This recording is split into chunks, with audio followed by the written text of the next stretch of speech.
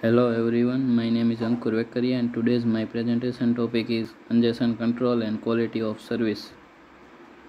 Here is the content of this presentation. What is congestion control, causes of congestion, effect of congestion, congestion prevention techniques, what is quality service and how to improve quality of service. Congestion control. Congestion means traffic of data on the network. If an extremely large number of packets are present in a part of a subnet, the performance degrades. This situation is called as a congestion. Congestion control means to reduce the traffic of data on the network. Causes of congestion. Congestion will result in long queues which results in buffer overflow and loss of packets. Congestion is caused by slow and low bandwidth links. Effect of congestion. When load is increases and becomes comparable to the network capacity, the delay increases sharply due to the addition waiting time which gets added to the total delay and throughput is decreases. Congestion prevention techniques are divided into two subcategories. One is open loop control and another one is closed loop control.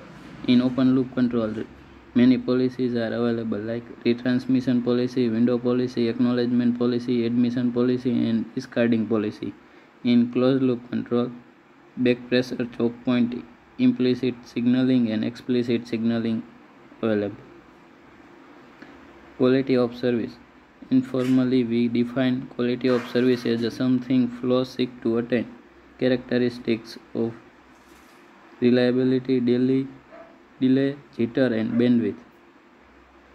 How to improve quality of service. Buffering, traffic saving, leaky bucket algorithm, token bucket algorithm, resource reservation, admission control, proportional routing, packet scheduling.